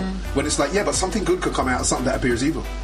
And something evil could turn out, something good could turn out to be evil. You know what I mean? Based upon, the going to two extremes, going to too much of the extreme in either angle, either direction. So the equilibrium is the true nature of ourselves, that harmonious balance. The middle section. The middle section. And I have to keep that point in the middle. Yeah. So we'll leave it at that. So basically, thank you to our practitioners there. We're going to pass it over to the three of us who've got into regression, and I can see Supreme brushing the tears away from his eyes there. It's just so interesting, this conversation. But it actually came up with a question for me. And the question is that we do a lot of things subconsciously. And should we tell a person, look, your behaviour, or you've got certain patterns that are incorrect? Because sometimes when we see people doing certain things, we don't kind of tell them they don't know. So how do we, one of the things is, should we tell people that, let's say for instance, like I saw my friend the other day, she says, I'm giving up smoking, but she's using e-cigarettes. And I said, you're not really, I don't know how to explain it, but it's like, you're trying to wean off it by but it just seems like, well, if the e-cigarette is not in her pocket, I notice she dashes straight to the, what do you call it? To the sweet shop, and he's smoking. And I'm saying, what is it subconsciously? And I notice that some people, when they seem to do certain habits. So, is it that even myself, I caught myself the other day doing something, and I realised, wow. And when I snapped out of it, I thought that's a bit worrying, because I was worrying about something. And I didn't realise that I was walking back, up and down, and I didn't realise time was going, and I just snapped out of it, and I said, wow, what am I doing? What's wrong with me? But I'm saying, was I doing that before and I didn't notice and someone didn't tell me? Do you get me? Because if Jammers saw me and said, you know, Supreme, I don't know if you know that, but you keep doing this sort of behaviour, you know, is there something wrong? And I probably wouldn't have known, not unless he's highlighted it. So I'm saying, when we have a subconsciously problem like that, should we tell somebody? Okay. I think we're not going to have enough time. Let me just say quickly. We're going to have to leave that for next week, really. Please, jammers. Great question. Okay. What I do is present the individual with the evidence, but I let them know I'm not a judge. I'm not going to be judgmental. Okay, because that's the number one thing that will put them off making any progress. I'm literally a mental detective. I investigate, I research, and I produce the information. The same information I get, I give that to my client. Now, everybody works at their own pace, and that's what we've got to remember. Okay, thank you for that, Lyndon. Another thing what I say is called addiction. And basically, ad means to move, and diction means the sound. But what it is, they've been able to tap into your subconscious. So actually, they've been able to send messages that are talking to your subconscious that you're not aware of. So that's why you might walk past and all of a sudden you've got 3 donuts in your mouth, because there's a sign or message, and it's through adverts, ad mix, through propaganda, NLP. A lot of them are touching on Erickson, so the language that they're using is designed for your subconscious. Even even the ancient practice of a soap opera that you see on film, even soap operation is to wash it out. Is it politics? Which is there's a science of what they put in a film is designed to influence you. Semiotics? No. What are you talking about? Politics, which is the science. Okay, you're referring every 13 realms. Yes, every 13. Yes, the 13th frame of every is a subliminal message. Yes, so they basically. I think it's PO. Yeah, I'll get for next week. But so basically, everything is designed to talk to your subconscious.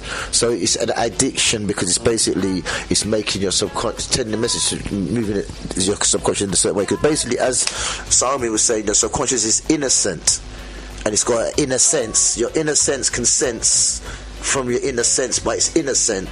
So you've got to keep your guard up. You see, you don't run to somebody else's guard. God. Yes, go quickly. I'm kind of straying a touch, but you talked about films, and when we go to watch a film, we go for the entertainment of it, yeah. But if I went with my mindset to not look at it as entertainment, I wouldn't enjoy it. No, but listen to what you just said. Entertainment. So you've gone into, just like when you go in the entrance, you've willingly gone into the trance. When you enter into some confinement already by just going into that, because you've got your guard down. So you're subjecting your subconscious to every influence in that entertainment. The time that you've been. Could I add here? I was just going to criticize. Could I add here? If you're going to go in a movie and decode it, because all images are symbols for you to, it's an idea they're trying to implant in your mind. That's what it is. In the 2 hours, 40 whatever minutes, it's an idea, and they play this idea out symbolically in images, and the whole scenes like stories and what's not. If you're decoding what you're watching, you won't get programmed as you could if you're just looking at it and getting entrainment. Because anything that's got the ment on the end is your mind. It's mental, like government. Your mind, governing your mind. So we need to be our own governor. You got to govern your own mental state. But people are giving their power away, wanting others outside of themselves to govern them. So this is why you got a government. So And I basically just carry on what you said quickly. Right? When you're going to watch a movie, you're going to every movie's got a scene. What scene? And it's called a move. So you're moving to what scene, and you're playing the role of the actor. So it's training you how to move. It's the word program. It's programming. So you're going there willingly to be programmed with the entertainment of your mind. You're starting me off now. Because you see, with the film, they wrap you up with a film. You see, the film is a transparent, thing that restricts your movement, and it's spinning on a reel. So they want you to take what you see as real, And then what's currently in front of you, what you currently see, and that's the energy of your currency of what's currently seen in front of you from the real. And you don't know what's the unreal. And then you wear the appearance of what's your peer. But this is when it starts to get close mind. But anyway, I was just gonna reiterate what Zion was saying. See, when you say entertainment, I was just gonna say really quickly that in itself is part of the training.